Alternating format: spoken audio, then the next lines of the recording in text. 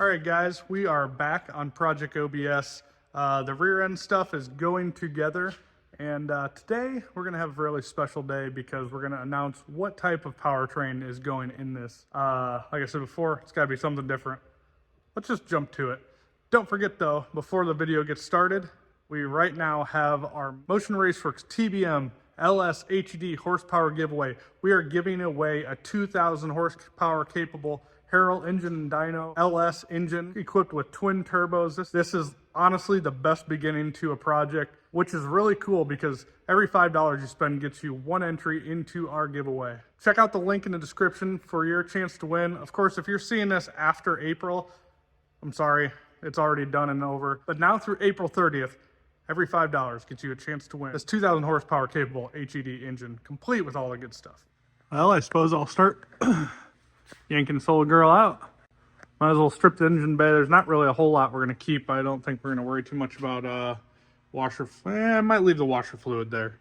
Otherwise, strip all the stuff off the motor and just get it to the point where we can slide a cherry picker in here and yank this old girl out. Well, it's starting to look like a project. It's not starting to look like a truck, but the rear end is out.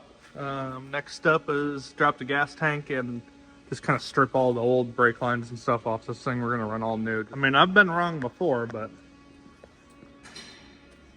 this thing looked a lot heavier than what's going back in it. Big old piece of cast iron, and we're not going to have nearly the weight of leaf springs and stuff like that with it. So, time to get the nice, new, shiny stuff in there. One of the really nice things about this engine is it was going through coolant, so we don't really have to drain much coolant.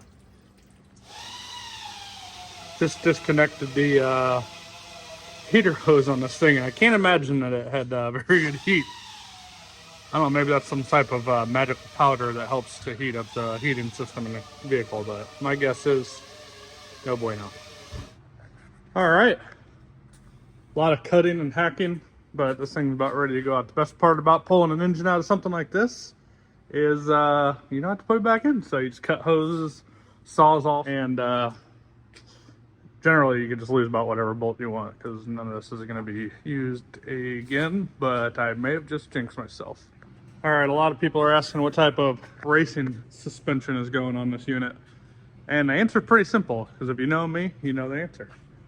Some leaf springs with Caltrax. So we got some split monos coming for the rear.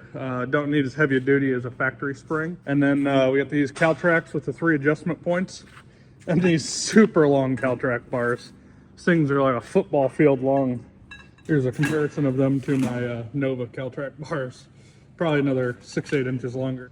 Just for everybody at home, if you don't have a lot of experience with leaf springs and Caltrax, if you put the right shock on them, I suggest Menzer Motorsports because it'll work right out of the box. A leaf spring vehicle is just intended by the good Lord to work and go down the track. It is super forgiving on any track surface. It works perfect on a radial, and it's cheap and easy to do. It's basically like factory racing suspension. I mean, it doesn't get any better than that, so why waste the time on anything else? Plus, if you're doing factory suspension type of racing, which a lot of geographically around the country, if you're doing small tire racing, a lot of them have factory suspension rules. It's a home run. There's a couple great leaf spring suspension companies out there, Matt Funkhauser, Calvert, and a couple others, so check them out. Yeah, this works out really great, dude. I hate training fluid, so like letting that do its thing. We'll just wait it out. It'll be down my sleeve if I don't, you know.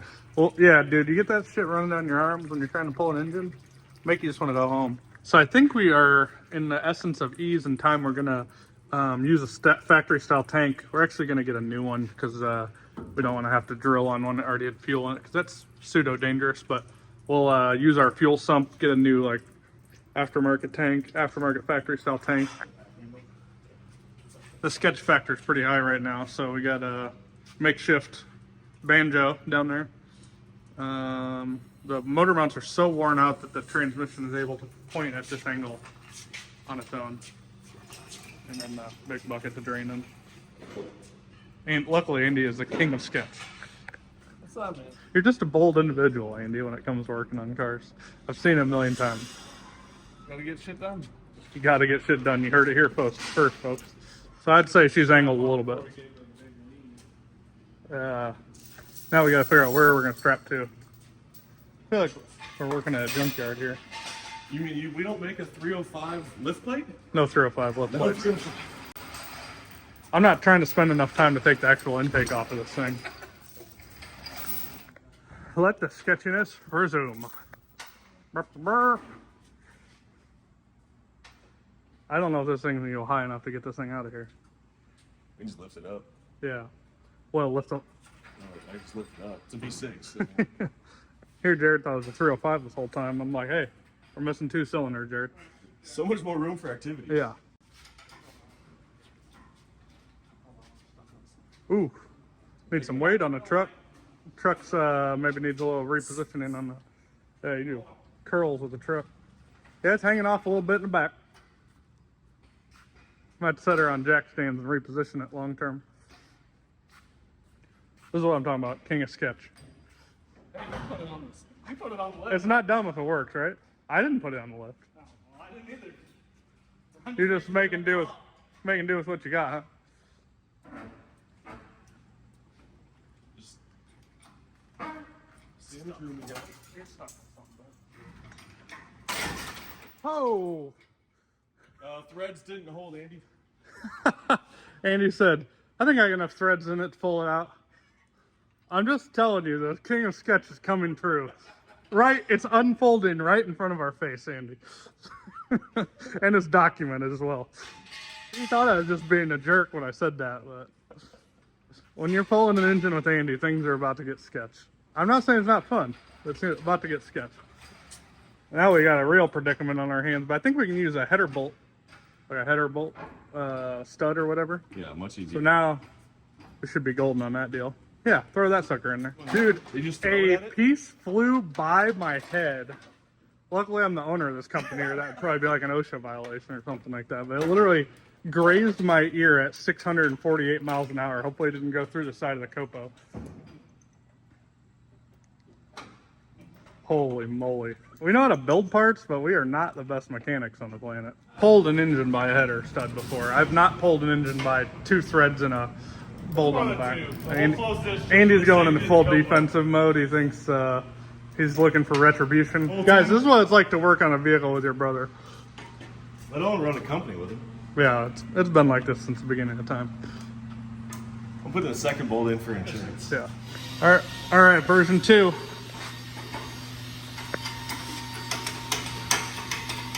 I don't know why I'm getting stuck over here in the corner. This is the no-fly zone over here, dude.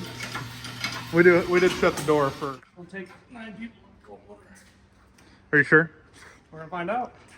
Takes multiple bolts, that's for sure. When I pull a small block out of G body by myself, so That's because that's like part of your soul. That's why. we were one.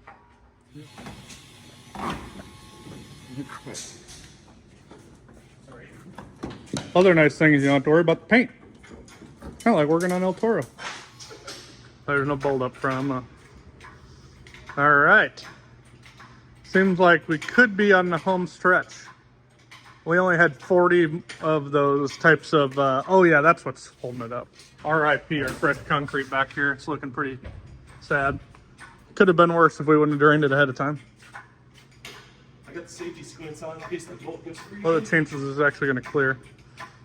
All right, King of Sketch has got control of the engine voice. Well, guys, I know you've all been waiting to see what the engine combo is going to be that's going into OBS. I know a lot of you guys had different guesses, and we wanted to do something different.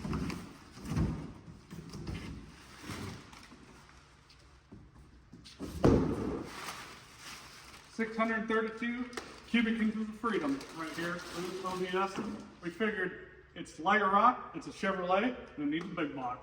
So we found this ZZ632 is one of the last ones in the whole country. They're on like 1-2 year back orders. Yeah, we've done LS, LT, Coyote, all that stuff. We're like, let's go backwards in time because an OBS just deserves something cool. The 632 makes 1,000 horsepower. This thing was designed for the Copo Camaro program. It's basically make an engine, then you can put it in the Copo. It has to be a production engine. It is EFI, it's a pump gas motor. Like I said, it makes 1,000 horsepower, and it does it really efficiently. It has these awesome heads. Cooling system is improved and even has an EFI system wired onto it, so that all you have to do is put like a power and ground to it. So swapping this thing in is going to be super easy. It'll bolt right up to the factory motor mounts. Of course, we're going to put some solid mounts on it, and then put your transmission behind it. We do have to make some headers for it, but other than that, it's just a really cool, reliable engine. We think reliable, but I think it's going to make enough power to put this thing into the high 8s and do so in a really cool way.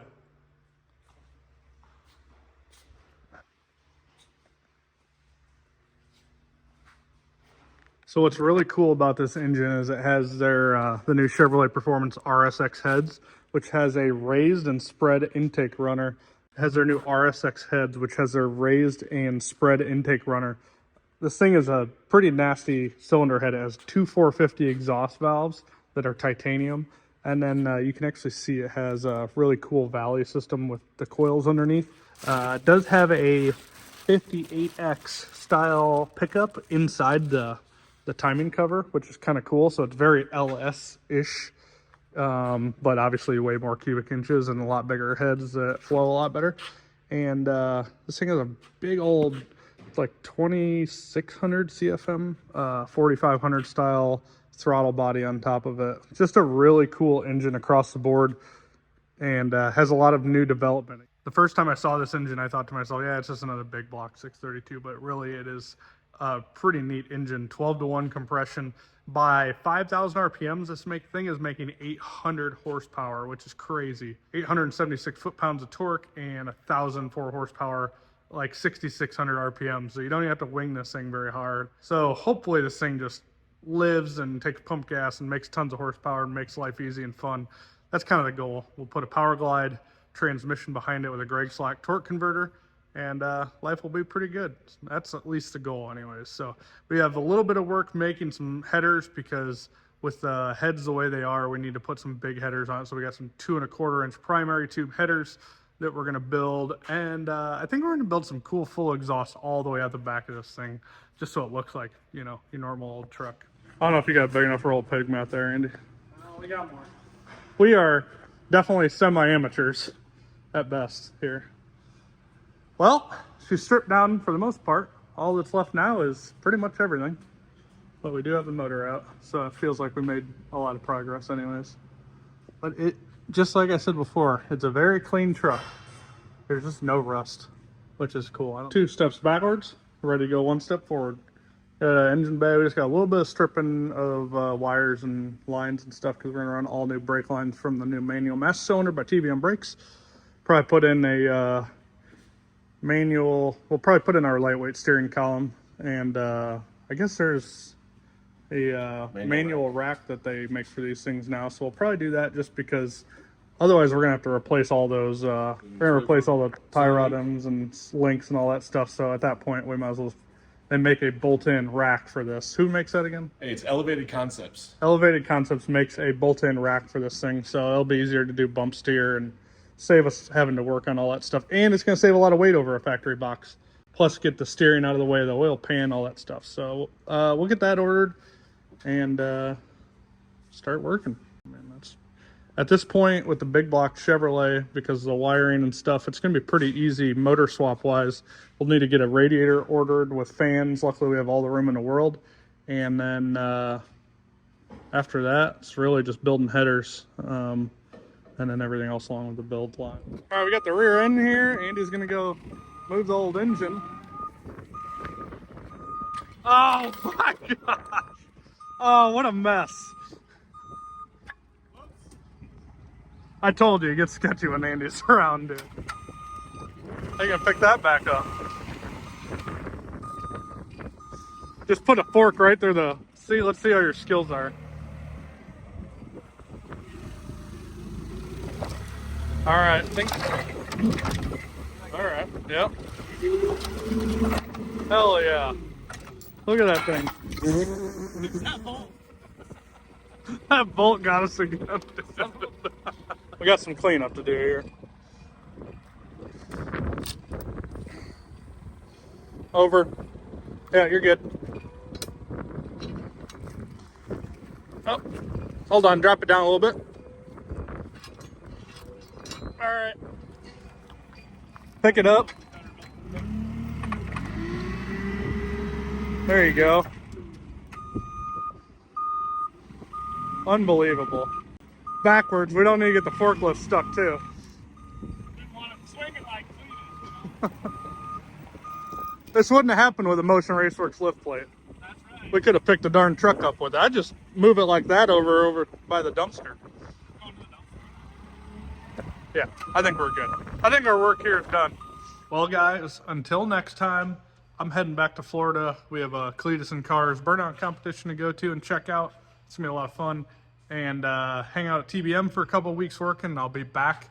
Hopefully at that time we can drop that big block in this thing and start building some headers. And it should come together pretty quickly at that point. So stay tuned. Don't forget about our giveaway. Every $5 you spent gets you a chance to win this Pete Harrell HED Big and Nasty 2,000 horsepower LS motor. If you love hot rods, which you probably do if you're watching this video, don't miss out on that chance. This thing's gonna be awesome. We got some great apparel if you don't need car parts, just like this mullet shirt that I'm wearing right here, and hats and everything else in between. So we'll see you guys next time. Thanks for tuning in.